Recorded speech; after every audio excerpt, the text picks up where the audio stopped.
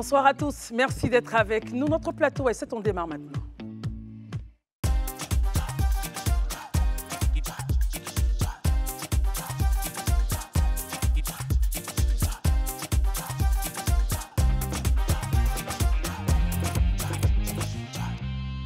Plaisir renouvelé de vous retrouver en ce mardi pour parler encore de l'actualité sociopolitique de notre pays. Herman Aboua, bonsoir. Bonsoir Christelle, bonsoir chères téléspectatrices et chers téléspectateurs, bonsoir chez vous. Barry, bonsoir, merci d'être là ce soir. Bonsoir Christelle, bonsoir chez vous. Marius Komoé, bonsoir. Bonsoir Christelle, bonsoir à l'ensemble des téléspectateurs et des téléspectatrices. Merci. Daouda Koulibaly, bonsoir. Bonsoir Christelle, bonsoir à tous et surtout bonsoir chez vous et ne changez surtout pas de chaîne. C'est le canal 6 du bouquet de Canal+. Merci beaucoup Daouda. Alors, commençons par le vif du sujet. Le vice-président de la République, Koné Timoko Meïlé, serait-il le successeur d'Alassane Ouattara, en tout cas parlant de candidature au présidentiel? Le journal hebdomadaire économique français Challenge, en sa parution du 8 mai 2024, affirmait que le président de la République pourrait choisir le vice-président comme candidat du RHDP pour la présidentielle de 2025. Quel commentaire en faites-vous, Barry? La première chose, c'est que le vice-président, déjà, il est le dauphin constitutionnel du président de la République. Donc, déjà, à travers cette réalité-là, on peut lui imaginer des ambitions présidentielles.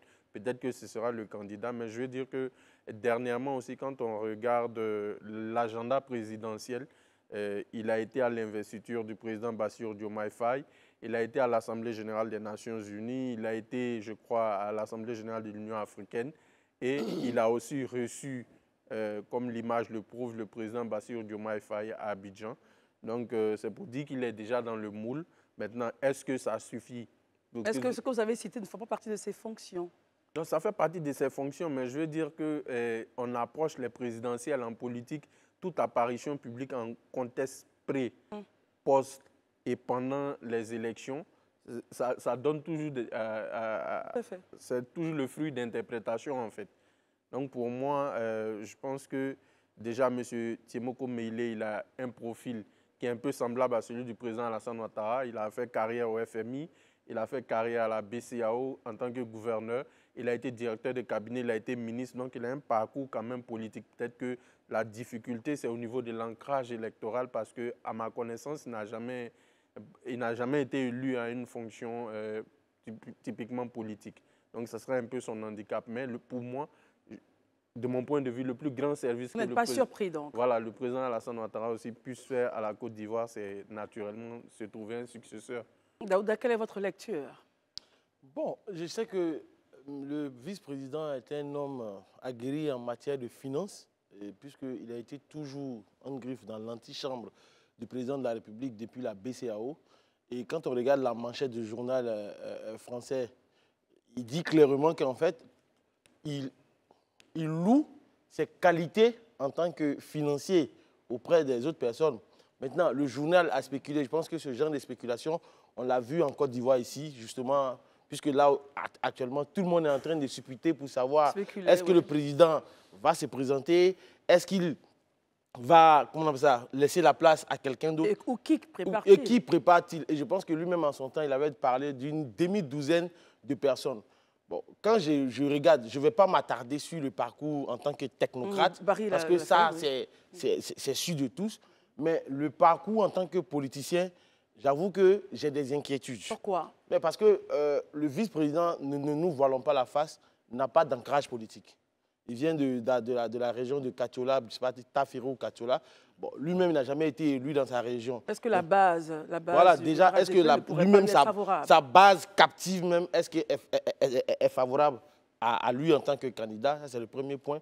Deuxième point, quel est son parcours en tant qu'homme politique, même s'il a été chef de cabinet, directeur de cabinet et autres, mais en tant que leader politique, ça, je ne sais pas. Mais dans l'analyse, je veux dire, dans la demi-douzaine de personnes, moi, je verrais par exemple Fidel Sarasoro, je verrais par exemple Patrick Hachi, qui pour vous, ce serait de meilleurs chevaux que...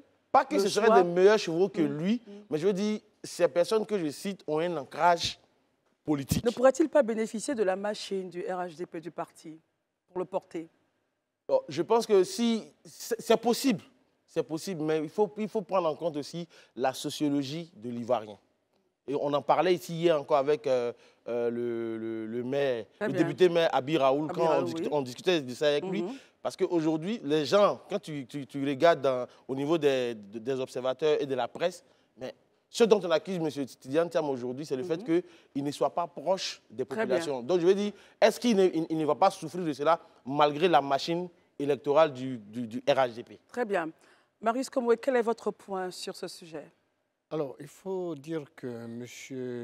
Tiemoko Meïlie Koné est reconnu pour être un homme très rigoureux au plan professionnel. Il est reconnu également comme étant quelqu'un de très discret, mais également très compétent. D'ailleurs, pour ce que nous savons, il est originaire du nord de la Côte d'Ivoire, fils de Tafiré. Et il est donc d'ethnie Sénoufo. Il est marié, père de 5 enfants. Et c'est quelqu'un qui, croyez-moi, a eu un parcours professionnel un peu atypique et même hors du commun. On ne va pas revenir, ils ont déjà parlé de cela. Oui, bien sûr. Et je voudrais donc rassurer les uns et les autres que si tel est que son choix est la volonté du président Ouattara, eh bien c'est un choix qui sera tout de suite adobé par les militants et les cadres du RHDP, étant entendu qu'ils ont déjà annoncé que quel que soit l'individu qu'aura choisi M. Ouattara, même si c'est un mouton, pour paraphraser leur expression, eh bien, eux-mêmes iraient même voter ce mouton. Et donc, si, en tant que vice-président de la République, il a déjà l'ossature, dès lors que la Constitution lui donne l'opportunité d'assurer l'intérim du président de la République en cas de vacances de pouvoir.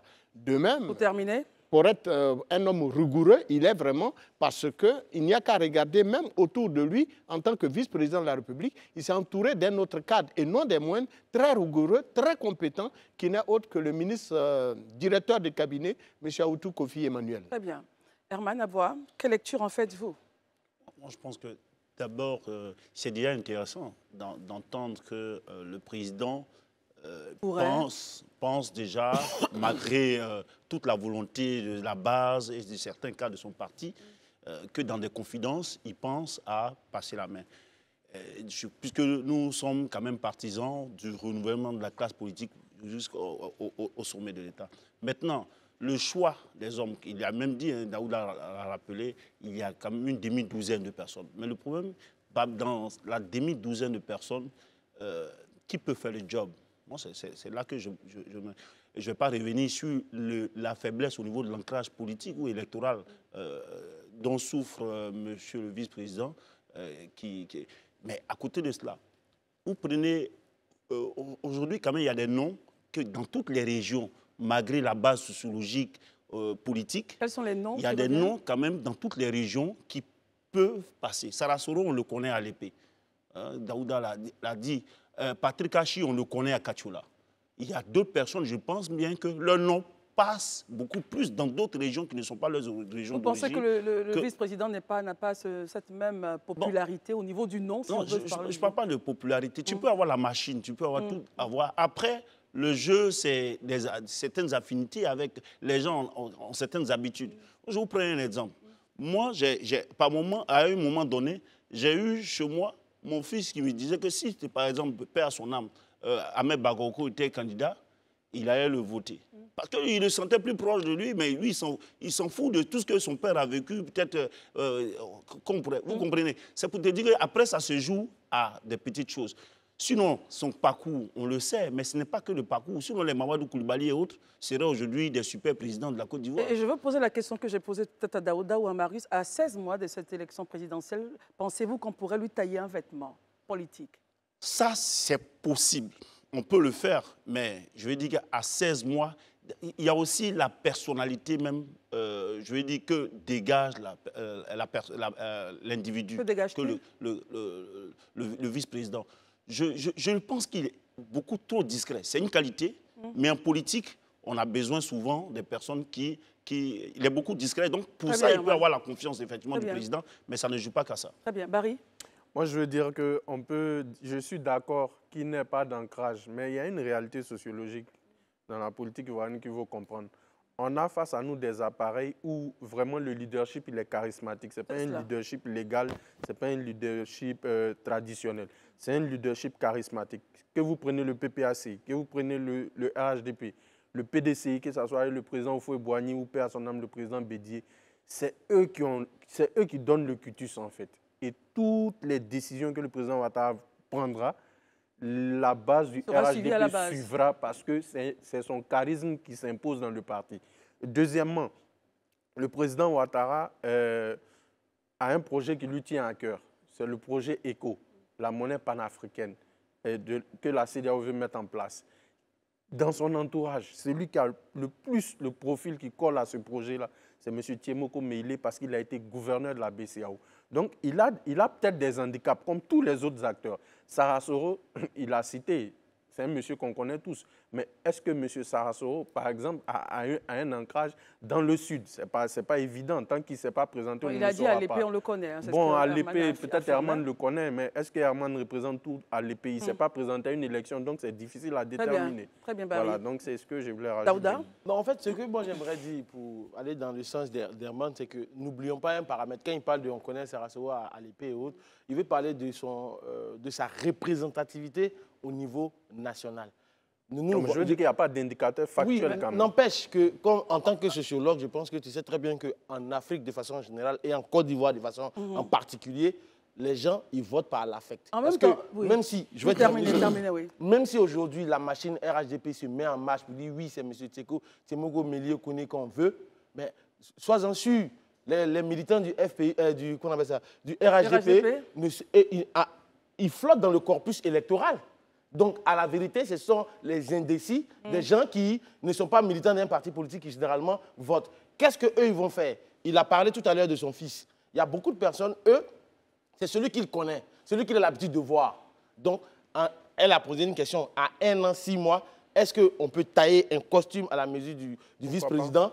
Non, la machine se mettra en place, mais ça sera l'élection des inconnus. Très bien. Alors, on termine rapidement avec vous, Marius. On n'est pas là pour comparer, hein, franchement. Il y a une information, on analyse, mais évitons peut-être les comparaisons. C'est très important. Non, mais je sais qu'on parlait tantôt d'ossature ou de carrure politique. Mais il a déjà la carrure politique, déjà par la fonction qu'il occupe. Mais qui plus est, il a été, pour le savoir des uns et des autres, il faut rappeler qu'il a été ministre de la République de Côte d'Ivoire, ministre de la construction, de l'urbanisme et de l'habitat à une époque de cette Côte d'Ivoire. Il a été même, tenez-vous bien, directeur de cabinet du Premier ministre en Côte d'Ivoire de 91 à 98. Donc pour vous, déjà avec ces attributs-là... Mais oui, bien sûr. Il a occupé des fonctions d'homme politique. Il a été conseiller spécial du président de la République. Donc c'est quelqu'un qui est déjà dans l'arène politique, malgré justement sa formation d'économiste et qu'il a amené donc même à être gouverneur suppléant au FMI. Ça aussi, ce n'est pas dit et ce n'est pas su. Il a été gouverneur suppléant au FMI. Et donc, c'est quelqu'un qui est rodé, c'est vrai qu'on parle de l'homme. Moi, je vais faire ressortir ici ses compétences, ses capacités, mais bon, le reste viendra avec le programme de gouvernement et le projet de société, parce que c'est seulement ça qui m'amènera à faire un choix, à opérer un choix de vote. Dans tous les cas, nous avons rapporté donc les propos du journal économique français. Nous attendons tous, évidemment, en Côte d'Ivoire et partout dans le monde, la confirmation de ce que le président de la République va dire. Va-t-il infirmer cette information ou la confirmer? Wait and see. Wait and see, vraiment. Messieurs, je vous demande maintenant d'observer un peu ce qui s'est passé du côté de Yamoussoukro.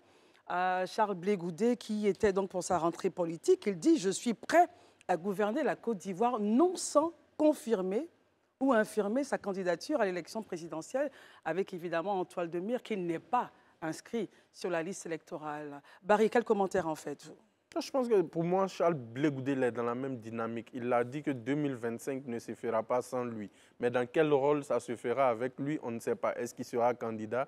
Est-ce qu'il va retourner vers son paternel, le président Gbagbo, pour une éventuelle alliance. Il dit, je suis prêt pour gouverner la Côte d'Ivoire. Il est prêt pour gouverner, mais gouverner à quelle dimension? On peut gouverner à travers une alliance s'il s'allie à son mentor, que ce dernier devient président de la République. Pourquoi il n'est pas Premier ministre? Pourquoi il n'occupe pas un poste de ministère régalien? Je dis qu'il s'inscrit dans une dynamique, mais la clé qui peut décanter vraiment son projet politique, c'est un accord politique pour qu'il y ait amnistie et qu'il bénéficie de tous ses droits civils et électoraux. Donc pour moi, il n'y a pas de nouveauté, quoi. Il est dans la même dynamique et ça continue. Marius? Pendant près d'1h30, M. Charles Blé Goudé, face à l'ensemble des militants du COJEP, a eu donc à égrener un certain nombre de préoccupations qui, pour lui, constituent l'épine dorsale de sa vision politique de la Côte d'Ivoire. Et je pense que le public qui est venu, pour ne pas dire les militants et sympathisants du COJEP qui sont venus, nombreux d'ailleurs, comme on le voit à l'écran, à cette rencontre, à cette rentrée politique, ont vu un Charles Blé Goudé déterminé, engagé pour naturellement jouer un rôle prépondérant dans la sphère politique de la Côte d'Ivoire. D'ailleurs, dans son discours, il a dit tout simplement que en répondant donc aux militants, il a dit que pour répondre donc aux attentes, pour répondre aux attentes de l'ensemble des populations qui attendent véritablement s'il sera candidat ou pas, il a dit qu'à l'état actuel des choses, il ne peut pas se prononcer, mais il rassure les uns et les autres, comme le disait Barry, que rien ne se fera en 2025 sans lui, concernant en tout cas les présidentielles. Et donc, nous sommes convaincus qu'il a des ambitions politiques et il l'affiche clairement. Bien sûr, et bien. il a encore affiché au cours il a parlé également des sanctions qui sont... On va revenir à ce D'accord, permettons à Daouda je vous en prie. de prendre la parole. D'accord. Alors, Daouda, au-delà de pouvoir dire qu'il est prêt à gouverner, sans dire qu'il est candidat, il a aussi demandé donc une inscription massive des jeunes sur la liste électorale pour faire bouger les choses. Non, bien sûr, et je pense que c'est ce qui est primordial et je pense que c'est ce que chaque parti politique devrait faire. Mais avant même d'en arriver là, moi j'aimerais dire dans un premier temps que Charles Blé Goudé a gagné la bataille de la mobilisation au niveau de Yamoussoukro pour montrer ou démontrer à qui veut l'entendre que 2025 ne se fera pas sans C'était pas joué dans Yamoussoukro qui réussit oui, la mais mobilisation. quand Blé Goudé il est arrivé quand il y a à peine un an ou à peine un an et demi qu'il est là, essayer de faire une tournée nationale, mobiliser les gens, remplir cette même salle que le vieux parti, le PDCI, a rempli pour un COJEP. Pour vous, c'est un succès? Pour moi, c'est un succès. Donc, devant un public à qui, à sa cause, il a égrené son chapelet en se projetant, bien entendu, vers l'avenir. Il dit, moi, président, ce sera zéro tolérance en faveur à l'encontre de la corruption. On se rappelle de François Hollande, moi, président. Moi, président, justement, François Hollande. Et lors de ce discours-là, j'ai personnellement apprécié la posture de Charles Blé Goudé qui, dans son discours, privilégie la force des arguments en lieu et place de l'argument de la violence. Parce qu'il dit quoi? C'est vrai que je ne suis pas éligible, je ne suis pas inscrit sur la liste électorale actuellement, mais je ne brûlerai pas ce pays-là.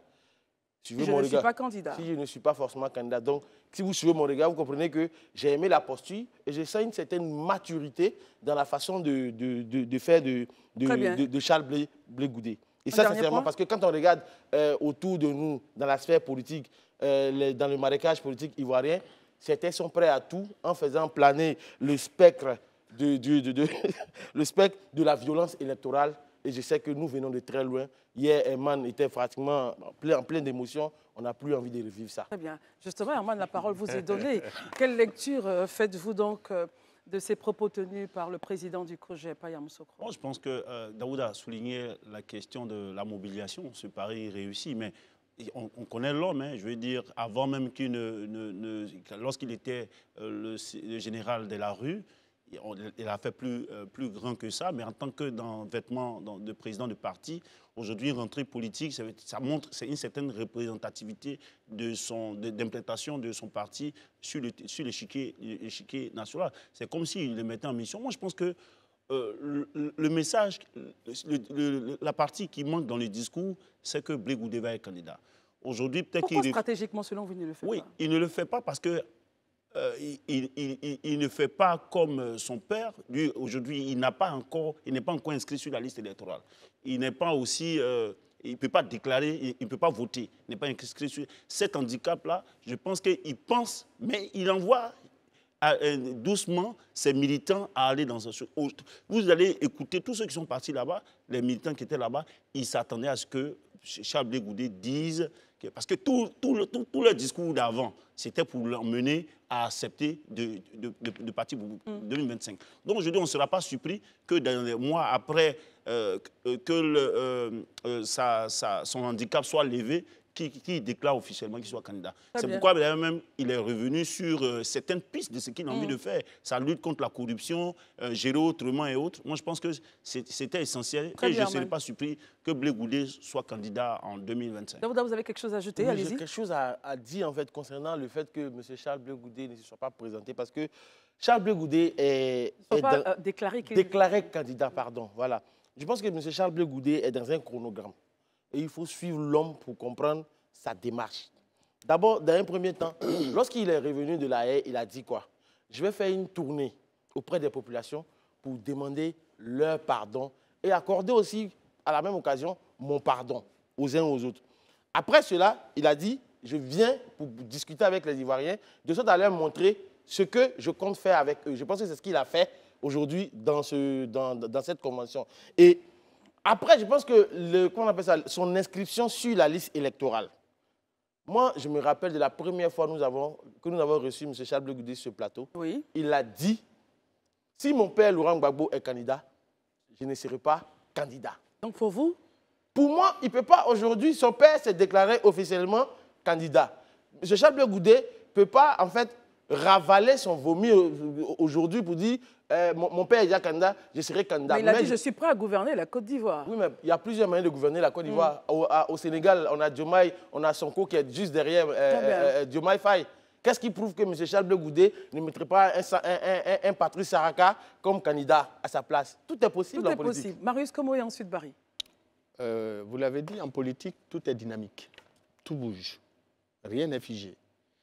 C'est vrai qu'hier, il a dit, si le président Gbagbo était candidat, moi, je ne le serais pas. Mais aujourd'hui, on sait tous les rapports qui unissent ces deux hommes. Donc pour vous, cette parole ne peut pas tenir. Mais quand on ne veut pas être candidat à une élection présidentielle, on n'appelle pas la jeunesse ivoirienne à déjà se mobiliser pour s'inscrire sur la liste électorale. Il s'adressait, il a dit au cours justement de ces près de 1h30 de discours devant cette foule amassée dans la salle, qu'il était urgent de changer la classe politique. Il a dit même qu'à 52 ans, il ne peut pas concevoir qu'on dicte à des hommes qui ont 52 ans, eh bien, qui doit présider à la destinée de la Côte d'Ivoire. Et donc, il demande à la jeunesse de s'inscrire sur la liste électorale pour que, justement, en 2025, eh bien, cette jeunesse décide effectivement, c'est-à-dire nous, quand il parlait de nous, lui et la jeunesse, qui l'invitait à s'inscrire. D'aller au téléphone avec un appelant. Merci. Vous connaissez un peu les problèmes de connexion. J'ai pas assez de chance aujourd'hui. Oh, c'est pas bien, on va revenir. Monsieur Doumbia Ismaël, vous nous appelez du Dokuy. Bonsoir, Monsieur Doumbia. Votre avis nous intéresse. Allez-y. Plateau Dokuy. Je suis content. Bonsoir à tous. Bonsoir à tous les consultants. C'était pour féliciter d'abord le COJEP pour la grande mobilisation et pour l'apport qu'ils apportent à notre démocratie. Et vraiment, c'est très, très bon. Figurez-vous, le COJEP, aujourd'hui, le premier adversaire du COJEP, c'est dans l'opposition elle-même. C'est dans le camp de la gauche. Donc, quand Blé Goudé dit que 2025 ne se passera pas sans eux, le message est très fort. Voilà, il faut voir derrière le mur. Et en plus, j'ai une petite observation à faire au président Charles Blé Goudé. Allez-y. C'est qu'en parlant, maintenant, il veut porter la posture du président de la République. Il n'est plus syndicaliste. Donc, le ton, sa manière de parler, c'est qu'il modère un peu. Qu'il parle. Parce que quand il parle, on se voit toujours dans le temps passé. Dans le général de la rue. Ça fait peur à nous, les jeunes qui voulons, qui le suivons. Et qui s'assument aussi. Très bien. Alors, Messieurs, on va permettre à Marius, vous étiez en train de faire une chute de vos propos, allez-y. Oui, bien entendu. Et puis on va revenir sur les propos donc, de notre ami. Donc, comme pour le rappeler, on ne peut pas vouloir on ne peut pas inviter des jeunes, une forte mobilisation des jeunes de Côte d'Ivoire, aller s'inscrire sur des listes électorales et puis ne pas nourrir l'ambition d'être candidat à cette élection. Et donc, quand il dit qu'il faut renouveler la classe politique, il est bien conscient que cette classe politique n'est pas dirigée par des jeunes de sa génération. Très bien. Essayons de réagir un peu sur les propos de M. Doumbia, qui estime que le président du COJEP devrait modérer un peu son langage, qu'il n'en est plus à une certaine époque, et aussi qu'il dit que le premier adversaire du COJEP se trouve dans la gauche. Herman, comment réagissez-vous à cela? La première observation, je la laisse peut-être pour les autres, mais la deuxième, effectivement, on avait dit que quand on voit aujourd'hui la gauche, c'est la gauche, les mouvements politiques de gauche. On a suivi le MGC à Bondoukou lors de leur fête des libertés. On a suivi Charles Blé Gouré qu'on vient de suivre, mais avant ça, il y avait le PPACI. Il y a même, je dirais, le FPI de Pascal Affi-N'Guessan. Il y avait un certain discours qui est appelé au rassemblement, comme si on pouvait se retrouver. On a vu ça marqué surtout dans le message de Mme Simone Olivier Gbagbo.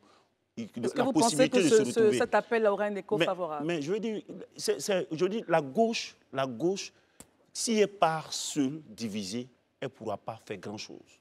Parce que, mine de rien, lorsqu'on reste sur les élections de premier tour des élections de 2010, qui étaient des élections plus ou moins, dont les résultats étaient plus ou moins acceptés par tous, on connaît le score de chacun, des leaders de ces blocs-là.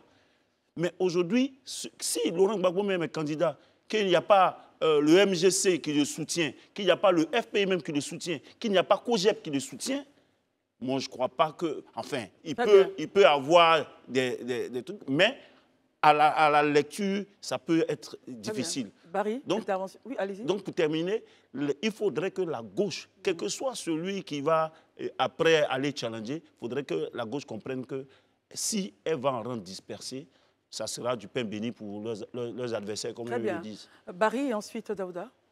Je pense que pour moi, Blé Goudé, il a nourri ses ambitions. Pour moi, la seule chose qui va empêcher Blé Goudé d'être candidat, c'est si son nom n'est pas inscrit sur la liste électorale. Tout à l'heure, Daouda a évoqué son propos qu'il avait souligné, mais c'était il y a 1 an et demi. Il n'y avait pas eu ces évolutions qu'il y a eu dernièrement parce que lui-même a dit qu'il a demandé à rencontrer son père. Malheureusement, ça ne s'était pas fait.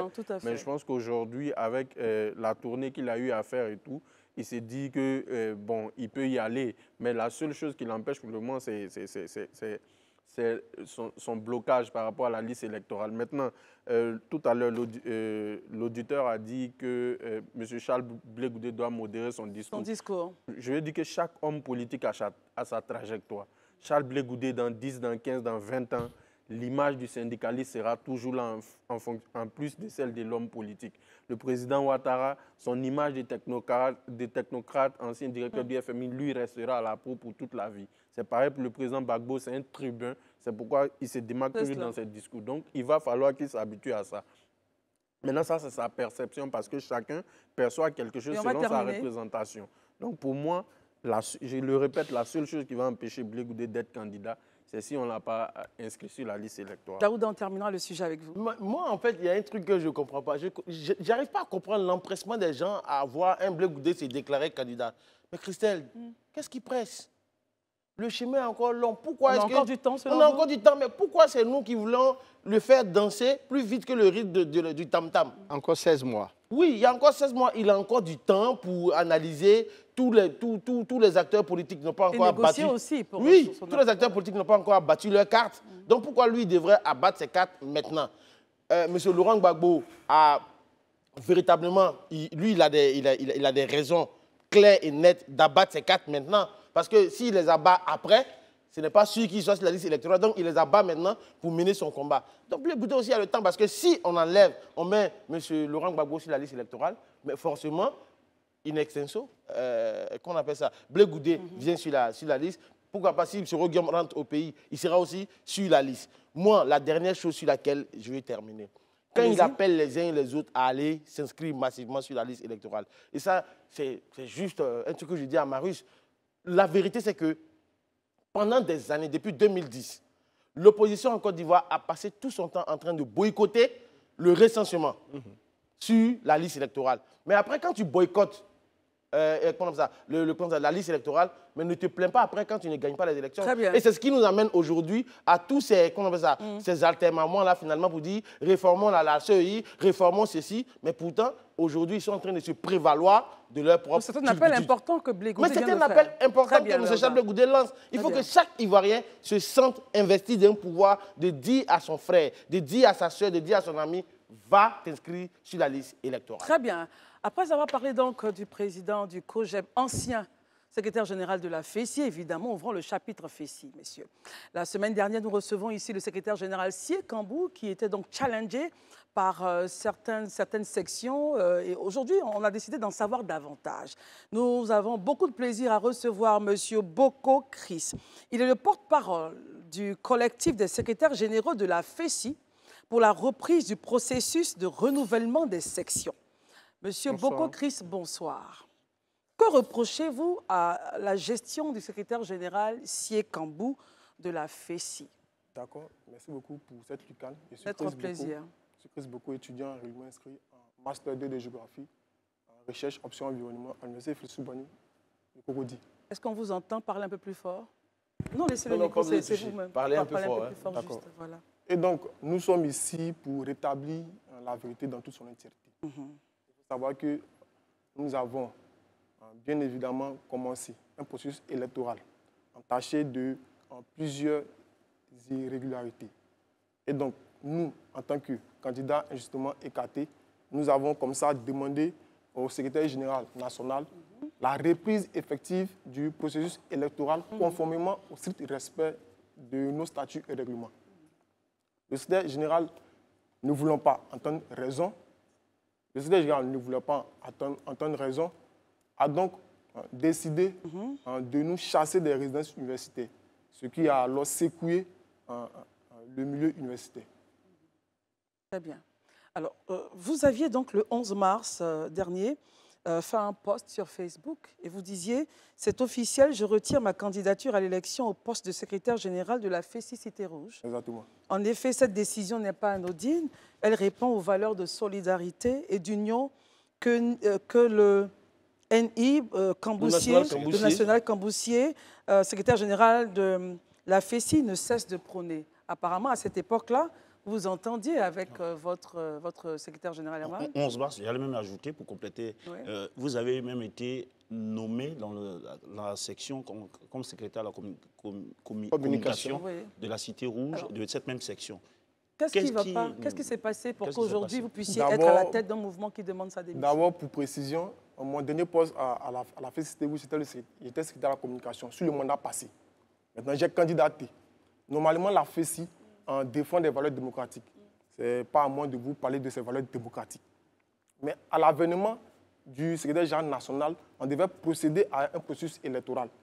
Mais lui, il a plutôt procédé à des nominations dans toutes les sections, sur tout le territoire national. Il a estimé sur le plateau que c'était comme un consensus qui est déjà arrivé à la FECI. Qu'en dites-vous? Je vous explique le consensus. Le consensus, par définition, est un accord entre des personnes. Concernant notre organisation, le consensus, c'est lorsque des personnes s'accordent sur une candidature et fusionnent pour en faire une. Précisément, à la FECI, quand on parle de consensus, on part sur la base des primaires. Les primaires, c'est lorsque dans une section, des candidats se dégagent et celui qui a la majorité devient le candidat de toutes les sections. Mais on vient de Ce lire qui n'a pas été le cas. Je continue. Non, rapidement, parce qu'on vient de lire quand même que le 11 mars, vous avez dit officiellement... Oui. Je continue. On va terminer, je continue. Il n'y a jamais eu de consensus. En réalité, le secrétaire général national appelait des candidats en les menaçant de retirer soit leur candidature ou soit de se rallier à des candidats de son choix. Voilà comment, à la veille... Est-ce que vous avez été menacé? J'ai été menacé, bien évidemment, au siège de la FECI par le secrétaire à l'organisation du bureau national. Quand on vient dans le bureau, il nous dit clairement que voici le choix du secrétaire général national, alliez-vous à cette personne. Voilà comment, pour peur que je sois pourchassé et chassé d'une cité universitaire, j'ai décidé comme ça de me rallier. J'étais même obligé d'être le directeur de campagne de la candidate choisie. Donc ce poste du 11 mars, vous l'avez fait sous la contrainte? Exactement. Daouda? C'est M. Boko Chris. Exactement. Moi, je suis un ancien FECI. J'ai fait la FECI Pakistan. à Port-Boué. Port-Boué.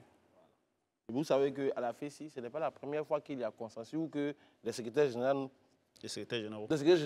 nomment des gens. Il y a eu des nominations sur STT, il y a eu des nominations sur, comment on appelle ça, Mia Augustin. Pas mal. Mais pourquoi est-ce qu'aujourd'hui, vous êtes choqué qu'il y a des nominations? Il y a nomination à une assemblée générale, c'est-à-dire une instance normale où tout le monde adopte. Sinon, il n'y a jamais eu de nomination dans toutes les sections. C'est une première et c'est un cataclysme pour nous. Qu'est-ce qui, selon vous, pousse Sié Kambou à faire cela? On va poser. Il termine et puis on passe à autre chose. En fait, qu'est-ce qui, selon vous, puisque vous qui les pratiquez, selon vous, pourquoi est-ce que Sié Kambou serait aujourd'hui en train de nommer des gens? Ça, je pense bien que c'est pour peut-être des intentions personnelles. Très bien. Pour moi. Voilà. Marius Komori. Alors, moi, je vous ai écouté avec beaucoup d'intérêt. Je suis syndicaliste au même titre que vous. Et vous avez fait la FESI aussi. Ah oui, mais ils le savent. Alors, vous ne pouvez pas venir vous asseoir. Vous êtes un FESIS, vous êtes sûr. Exactement. Vous avez dirigé une section. Non. Vous avez été, responsable de la com d'une section. Donc, vous avez dirigé une section. Vous avez été membre de l'instance de direction, de gestion de la section.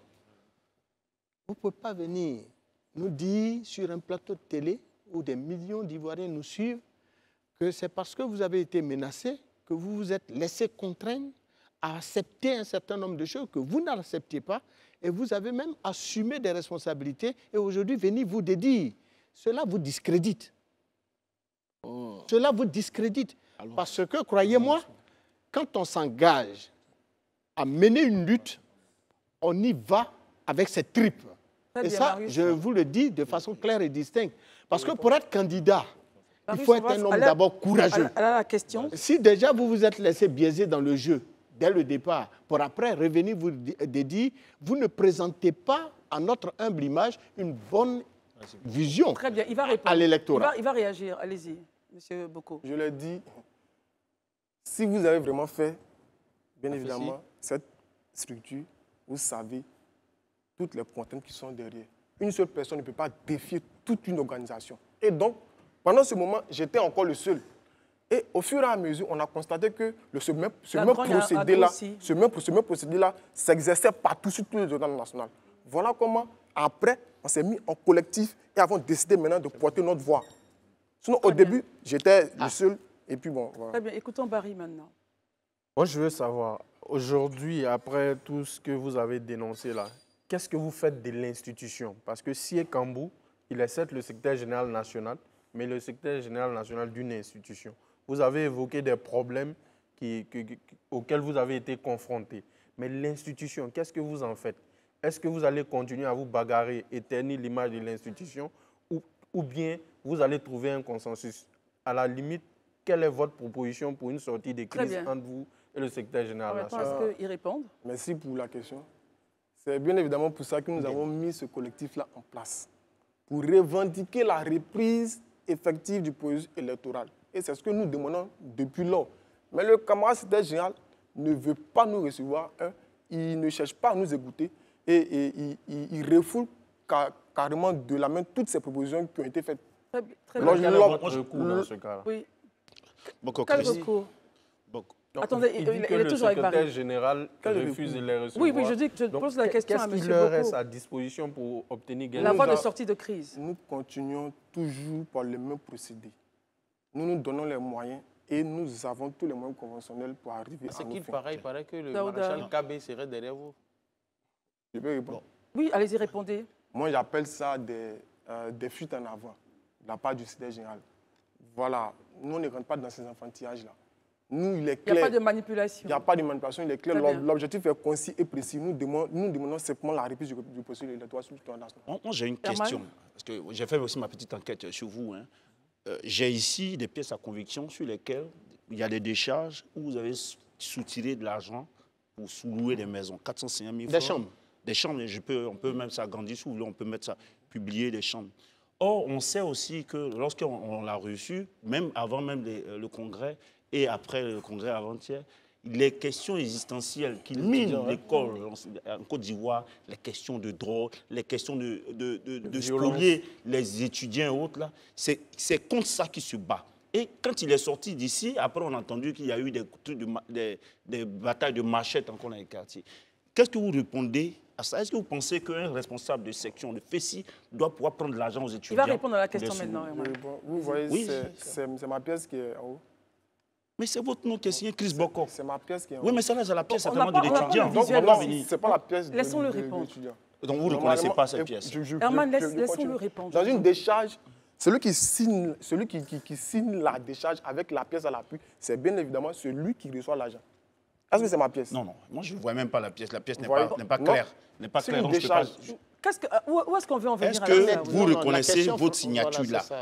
Est-ce que vous reconnaissez votre signature, M. Bokor Christ? Je sous-signais avoir reçu le reste de la somme de 3. Voici, je lis 105 000 francs. Herman, quel commentaire ça appelle de vous, cette pièce-là, pour qu'on puisse avancer? J'appelle ça de la manipulation. Parce que c'est clair. Ce n'est pas ma pièce qui est là-dessus. On va passer à autre chose. S'il vous plaît, messieurs, on n'est pas... Non, je voulais qu'il signe, j'allais comparer la signature qui est là. Non, mais il pourrait signer autrement. Jusque-là, je vous en prie, messieurs. Allons-y sur des questions bien précises. Ici, Herman avait donc un élément, il estime que ce n'est pas lui, on progresse dans le débat. Oui, Marius. Il y avait la question de la gestion de la Cité Rouge. Mais permettons qu'il réponde à la question. Bien sûr. Vous ne vous reconnaissez pas là-dessus. D'abord, et puis je continue. Il a même parlé des histoires de drogue, il dit que le secrétaire général combat des histoires. Ça, c'est clair. Est-ce que vous pouvez reprendre la phrase, le secrétaire général combat quoi? Combat les histoires de drogue, trafic, tout ça. Nous ne sommes pas comme ça. Nous l'avons dit d'ailleurs, nous ne savons pas que la police ou la gendarmerie lui avait confié, ou lui a donné quitus de lutter contre la drogue. S'il pense qu'il a des personnes sous la main, avec des preuves à l'appui, qui sont dans ce trafic de drogue, qu'il amène ces personnes vers la justice ivoirienne. Très bien. Ça, c'est simple. Marius Komoué, on va faire court, messieurs. La question de la location des chambres en cité universitaire, ça relève de la compétence de quelle institution? La FESI ou le CROU? C'est le CROU. Alors pourquoi, donc, en votre qualité de gestionnaire des cités, pour le compte de la FESI, vous louez des chambres et vous prenez de l'argent aux étudiants en lieu et place de l'institution régalienne? Je précise, je n'ai pas géré une section. J'ai été le secrétaire à la communication. Ce dont il est en train de parler n'est pas de mon essor. Très bien. Alors dites-moi, pourquoi reprendre les élections des sections? Est-ce qu'il y a un organe au sein de la FESI qui prévoit que s'il n'y a pas accord, on puisse reprendre? Ou c'est une nouvelle loi, entre griffes, que vous proposez? Non, non. Mais je pense qu'il est tout à fait normal. Il est tout à fait normal pour un secrétaire général qui se dit mener la bonne lutte, qui veut se baser sur le respect de nos statuts et règlements, qui veut que notre organisation fonctionne mieux, de bien évidemment écouter aussi ce que les gens lui reprochent. C'est clair, c'est simple. Nous demandons simplement la réplique du processus électoral. Si cela n'est pas fait... Alors, c'est pas fait. Qu'est-ce qui va se passer? Je complète même d'ailleurs. Oui. Vous parliez de si ce n'est fait. Alors, moi, je voudrais plutôt aller... Si ce n'est pas fait. Alors, moi, je voudrais aller un peu plus loin. Vous demandez la reprise du processus électoral, n'est-ce pas, dans les sections.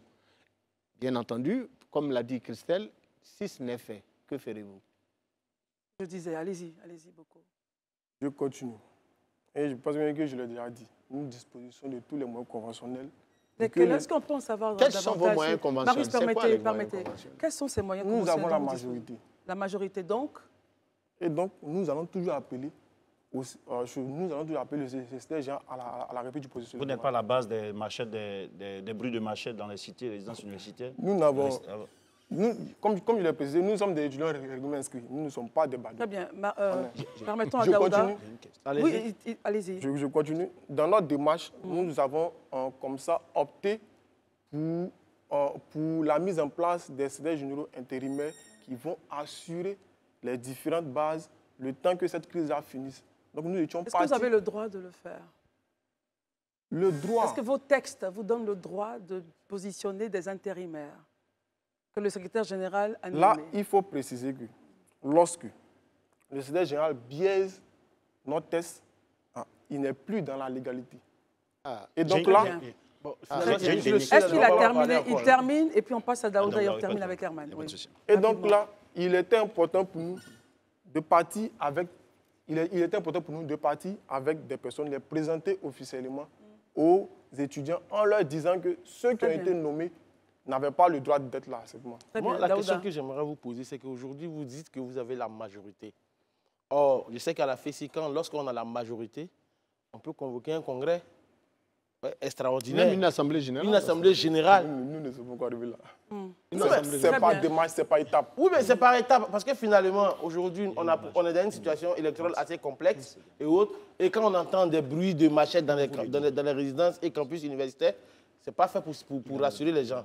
Donc, est-ce que vous pouvez, avec votre majorité, pousser le secrétaire général à arriver à cette démarche-là? Nous ne sommes pas encore rapidement. Parce que ce dont vous parlez est encore plus loin.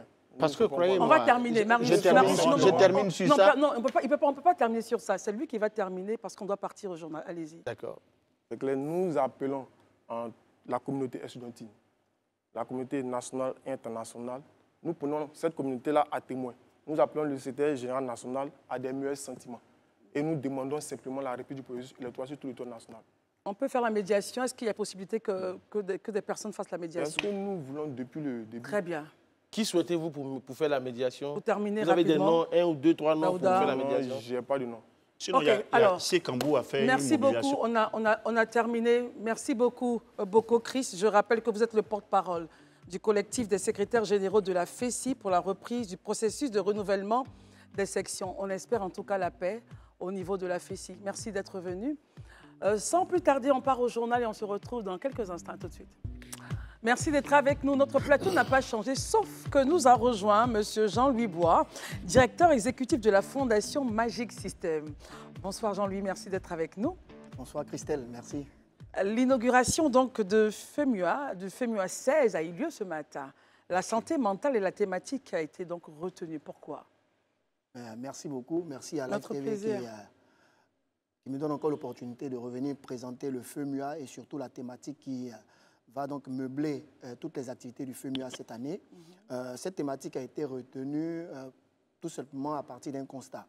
Aujourd'hui, nous avons noté la montée donc, de nombreux cas de dépression, beaucoup de tendances suicidaires observées chez les jeunes, dues également à la pression psychologique, la pression sociale, le stress au travail, des problèmes sentimentaux, il faut le dire, qu'on appelle gourmets chez nous, sont ces phénomènes-là qui malheureusement troublent mentalement les jeunes et nous avons jugé utile de pouvoir mettre cette thématique au cœur donc, du FEMUA parce qu'il faut le rappeler, c'est une thématique jugée très souvent taboue, mais qu'il fallait donc détabouiser à travers ce FEMUA-là. Et aujourd'hui, nous sommes là pour en parler et avec la contribution des experts, nous espérons toucher du doigt ce problème-là. Pas que, parce qu'il faut promouvoir également la santé mentale parce que ce n'est pas qu'un aspect négatif. Il faut surtout parler des aspects positifs de ce phénomène, j'ai envie de dire. Très bien, Herman. Le FEMUA Festival de musique urbaine à Mambo est avant tout un festival culturel. Donc, à quel moment vous laissez la place au débat, au questionnement sur la santé mentale? Oui, c'est une question pertinente, il faut le dire, parce que beaucoup de personnes s'interrogent sur comment est-ce qu'on arrive donc à faire de la place aux réflexions, aux rencontres en marge donc, des différents concerts qui sont les plus attendus. Il faut dire qu'au FEMUA, il y a certes des concerts, mais dans la programmation globale, nous avons des rencontres thématiques avec des jeunes, avec des experts, avec même des membres du gouvernement. Et pour information, nous aurons demain parmi nous le ministre en charge de la jeunesse, M. Touré Mamadou, qui viendra présenter donc, le programme jeunesse du gouvernement comme réponse donc, aux différents cas donc, de troubles mentaux ou face même donc, aux problèmes donc, de santé mentale. Daouda? Pour cette édition, je vois que c'est un pays lusophone qui est le pays mis à l'honneur. C'est ça. Pourquoi ce choix de la Guinée-Bissau? Ben, vous savez, chaque année, depuis bientôt 5 ans, le FEMUA a décidé de mettre à l'honneur un pays frère. Et nous avons eu le Burkina, le Sénégal, le Togo, ainsi de suite. Et cette année, nous avons porté notre choix sur la Guinée-Bissau, qui est un pays lusophone, c'est vrai. Mais aujourd'hui, on a regardé donc la nature des relations qu'il y a entre les deux pays, certes, et également entre les deux présidents des deux pays. Et il était important pour la Côte d'Ivoire de s'ouvrir, d'aller à la découverte d'autres pays en dehors même de la zone francophone. Et comme pays lusophone en Afrique, il était important pour nous de pouvoir jeter un coup d'œil vers la Guinée-Bissau. Et voilà, il n'y avait pas meilleur choix parmi les pays lusophones qu'on pouvait donc identifier en Afrique. La Guinée-Bissau donc se faisait donc... Relance. Moi, j'ai un pays qui aurait été mieux. Lequel Daouda? Le Maroc. Parce qu'on sort de la plus belle CAN jamais organisée. Je pense qu'avec tout ce que le Maroc nous a permis de faire, on aurait pu le prendre comme pays invité. On aurait pu, mais je vous informe que le feu MUA s'organise au lendemain donc, de l'édition qui vient de finir. D'accord, je comprends. La décision a été prise en comité et nous serons très heureux de voir peut-être si le Maroc pourrait faire donc partir des pays invités. Mais pour l'instant, cela n'est pas encore à l'ordre du jour.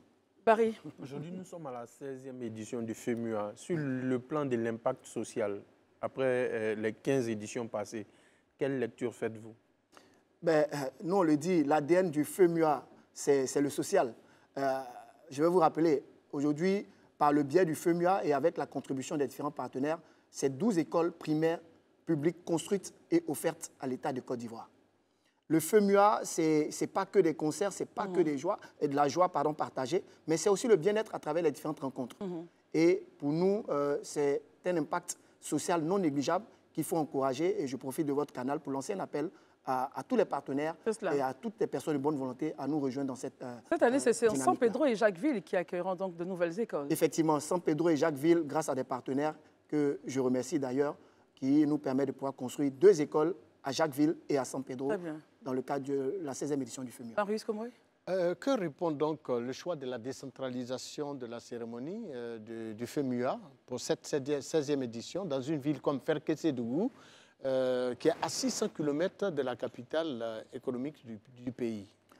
Écoutez, quand vous parlez déjà de la distance, c'est également l'une des raisons qui nous ont amenés à aller vers Ferké. Parce que Abidjan, chaque fois Abidjan a tellement bénéficié, il bénéficie toujours des retombées de toutes les activités que nous menons. Il était important dans la politique de décentralisation du FEMUA d'aller vers des villes de l'intérieur du pays. Et cette année, notre choix s'est porté sur Ferké. On a eu d'autres localités, on a été à San Pedro, à Bouaké, ainsi de suite.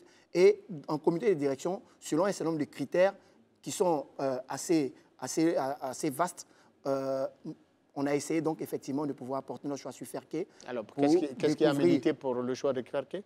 Ce qui a milité d'abord pour le choix de Ferké, c'est qu'il fallait d'abord aller à la découverte d'une région de la Côte d'Ivoire. Et Ferké s'est trouvé donc une région qui répondait à nos attentes parce qu'autour de Ferké, on a eu l'occasion de visiter ces localités-là à travers d'autres activités, d'autres programmes. Et Ferké n'avait pas encore été touché dans le cadre de ces activités que nous menions. Déplacer tous ces artistes-là. Voilà, et tout ça, et vous savez l'impact que cela a quand on parle de volet social, on parle de volet économique. Et ça permet à ces localités de pouvoir en bénéficier. Permettons à Daouda de réagir. Moi, j'aimerais juste revenir un peu en arrière, vous allez m'excuser, parler de la santé mentale. Oui. Je vois qu'il y a 2 écoles qui vont se construire, Jacquesville et San Pedro. San Pedro. Oui. Je me suis dit, est-ce que cette année, puisque le thème c'est la santé mentale, quand on sait que notre système sanitaire au niveau de la santé mentale, ce n'est pas le top du top, est-ce que vous pensez à quelque chose dans ce domaine-là? Au-delà de l'école. Au-delà de l'école.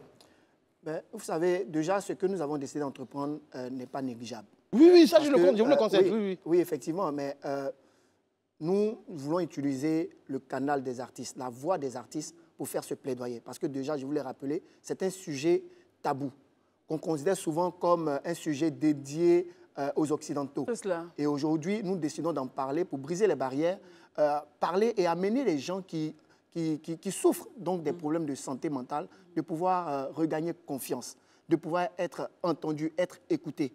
Et nous prenons bonne note des propositions que vous faites. Cela va nous amener au cours de ce FEMUA-là de lancer des appels à mobilisation de fonds, pourquoi pas. Pour ouvrir des centres, bien sûr. Pour pouvoir effectivement créer et soutenir l'État, comme on le fait déjà dans le domaine de l'éducation. Et pour rappeler, dans le domaine de la santé, nous avons déjà construit un centre de santé dans le nord de la Côte d'Ivoire, à Loulo, que nous avons donc offert à l'État du Côte d'Ivoire. Donc nous intervenons, pour rappel, la Fondation Maïs Système, dans le domaine de l'environnement, de la culture, l'éducation et la santé. Voilà. Moi, je voudrais revenir sur la bonne brochette d'artistes qu'on voit, mais il y a quand même, je pense, qu'il y a des absents. Je ne vois pas Roselyne Layo, je ne vois pas Didi B, je ne vois pas Tamsi sans la Team Peya, ni Esté Milano, qui sont aujourd'hui, je pense que des porte-flambeaux à côté des Mourija et autres que vous avez cités. Mais on voit quand même des artistes, je peux dire, le Fabuste, Fadal D, le Patron et autres. Qu'est-ce qui a justifié leur absence? Est-ce le calendrier? ou un choix au niveau du comité? Ben, j'ai envie de vous demander, bon, je vous comprends à travers votre question parce que vous avez longtemps quitté la Côte d'Ivoire. Le FEMUA, c'est 16 éditions. Donc, ils ont eu le temps. L'année dernière, déjà, Rosy Maillot était sur la scène du FEMUA, Didi B, tous ces artistes. Même José. Et voilà, donc comprenez qu'en 16 éditions, nous avons des milliers d'artistes, toute modestie mise à part, qui sont succédés sur la scène du FEMUA.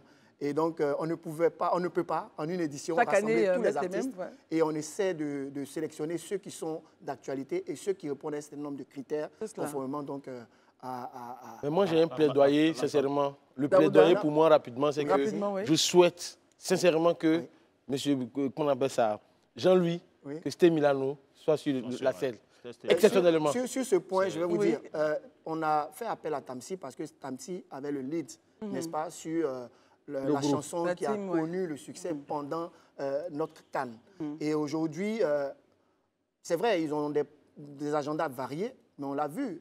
Ça ne pose aucun problème parce que lorsque Tamsi a ses bookings, il y va. Lorsque la Team PA a ses bookings, ils y vont. Et je pense que cela n'empêche pas qu'ils se retrouvent sur la même scène. Nous avons booké avec Tamsi, mais Tamsi, je vous le rappelle, est un producteur, est un beatmaker qui a fait beaucoup de productions de plusieurs artistes qu'il aura l'occasion d'inviter sur sa scène. Ah, très bien. Voilà, donc ne vous étonnez pas, vous ne soyez pas surpris de voir la Team PA à cette parce que si leur agenda leur permet, bien sûr. Marie. Je voulais dire, quelle est la place du tourisme dans le cadre de l'organisation du FEMUA? Ben, vous savez, le FEMUA, c'est un festival certes culturel, mais aussi et surtout touristique. Vous savez, au FEMUA, chaque année, c'est environ 150 journalistes qui arrivent. C'est des centaines, plusieurs centaines de festivaliers qui viennent comme, qui l'insèrent dans leur agenda. Donc, ils l'insèrent dans leur agenda comme bon plan. C'est ça. Et aujourd'hui, les autorités aéroportuaires pourront vous le dire, dans la période du FEMUA, c'est également comparable à des périodes de haute saison. Et les prix des billets, effectivement, grimpent. Vous dire que le FEMUA contribue au tourisme. Et en allant à Ferké, c'est un tourisme local que nous essayons de développer à travers... Marius, vous avez la parole, prenez-la en même temps. Ça fait aussi entrer des devises au niveau de la Côte d'Ivoire. Bien évidemment, et c'est à ça que le FEMUA... On voit bien que pour nous qui sommes de la société civile, ça donne aussi du travail à nos sœurs, à nos mères qui vendent bien sûr. Très bien. Alors, Daouda, vous voulez la parole? Oui, moi je vais la prendre encore une seconde fois. Donc, combien de personnes on attend pour cette édition? Et est-ce que vous pouvez nous égrener? Qu'est-ce qui va... Parce qu'on a parlé de FEMUA Kid et de FEMUA Tradi. Il savait qu'il y avait FEMUA Kid avant. C'est ça. Même cette fois-ci, il y a FEMUA Tradi. Pourquoi? C'est quoi le fond de FEMUA Tradi? Comment ça va se passer? Merci beaucoup. Le FEMUA Tradi est une innovation. Parce que vous savez, le FEMUA, c'est le festival des musiques urbaines d'Anoumambo. Et on met la musique urbaine sur le plateau, sous les projecteurs. Et le FEMUA vient d'Anoumambo. Anoumambo, qui est un village, il était important, un village ébrié, il faut le préciser. Il était important pour le FEMUA de jeter un clin d'œil à notre tradition. Et à travers le FEMUA Tradi, ça va permettre, pour cette édition, de mettre en lumière la culture Hachan. Mais nous allons essayer, au fil des éditions, de pouvoir faire tourner, mettre à l'honneur des traditions de chez nous, qui, à travers donc, les valeurs culturelles de ces localités ou de ces peuples-là, vont essayer donc de développer, faire un FEMUA, un festival traditionnel, comme on a l'habitude de voir dans d'autres festivals à l'intérieur du pays. Par exemple, au FEMUA 16, on n'aura que la musique, enfin que la culture Hachan, où il y aura d'autres cultures peuvent venir la culture Hachan va accueillir à l'occasion du FEMUA Tradi, parce que c'est un pan, donc une articulation du FEMUA. Donc à l'occasion du FEMUA Tradi, la culture Hachan sera à l'honneur, certes, mais la culture Hachan va accueillir d'autres cultures pour pouvoir effectivement célébrer la culture dans son ensemble.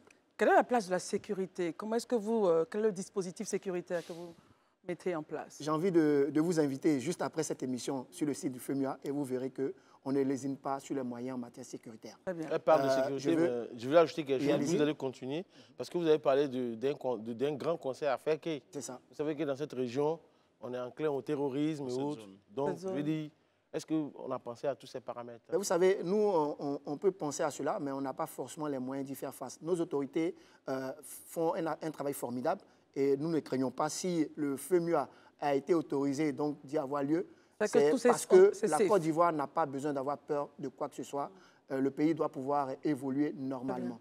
Donc, au plan sécuritaire, le FEMUA est un événement très sécurisé et les populations peuvent venir y participer tranquillement dans la quiétude et profiter. Donc le dispositif sur Abidjan, sur le site du FEMUA? Le dispositif sur le site du FEMUA, c'est, j'ai envie de dire, environ 500 forces de l'ordre qui sont mobilisées. Et ce n'est pas que les forces de police, il y a également les pompiers, il y a également donc, une équipe sanitaire qui est mobilisée. Et le FEMUA, je peux vous le dire, c'est une grosse artillerie du point de vue sanitaire, sécuritaire. Et comme je vous l'ai dit, j'invite les uns et les autres à aller voir d'eux-mêmes.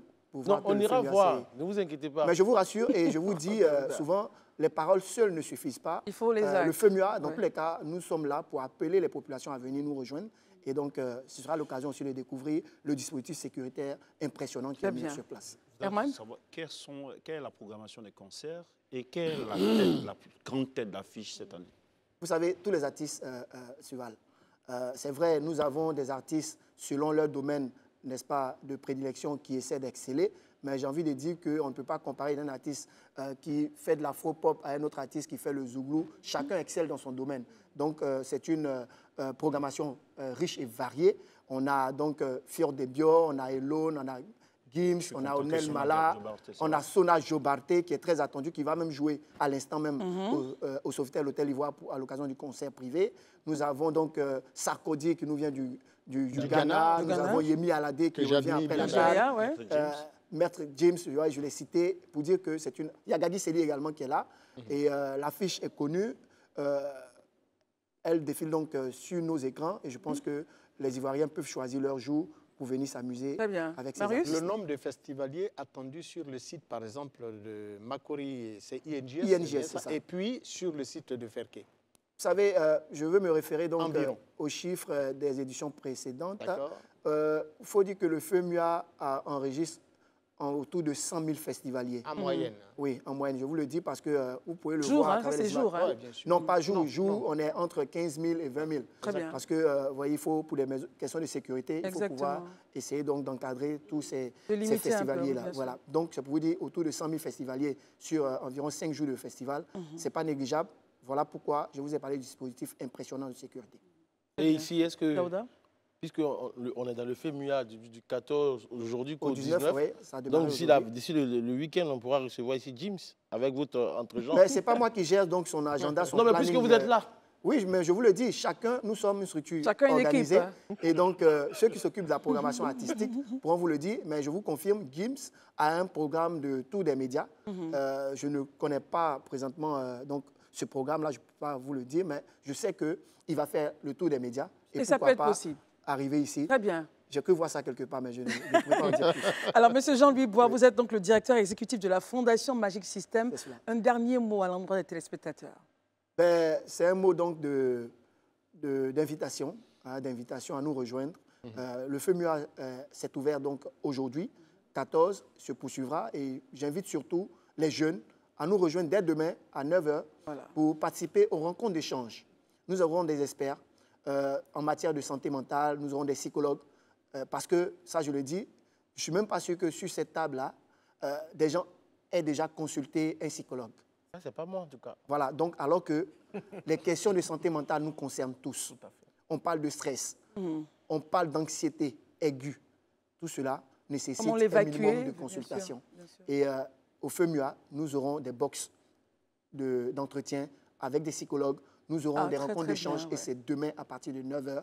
Et dans la soirée, chaque soir, nous avons des concerts sur la scène à Numombo et à partir de jeudi, les grands concerts. Donc, ne vous faites pas prier. Venez comme l'an dernier, venez faire la fête avec nous. Et vous-même qui êtes sur le plateau, vous serez donc, moi, mes invités. VIP, je précise. Merci beaucoup, M. Jean-Louis Bois. Merci, Jean-Louis Bois. C'est avec beaucoup de plaisir que nous vous avons reçu. Vous êtes le directeur exécutif de la Fondation Magic System. Merci beaucoup et plein succès au FEMUA 16. Merci beaucoup. Chers téléspectateurs et téléspectatrices, notre émission prend fin maintenant. Herman, merci. Merci Paris, merci, Marius, Daouda. On se retrouvera donc demain pour une autre émission du Grand Talk. N'oubliez pas, à partir de 22 h, c'est Kevin et Brésil qui vous attendent pour le vrai match. Nous, on se retrouve demain par la grâce de Dieu. Bonsoir.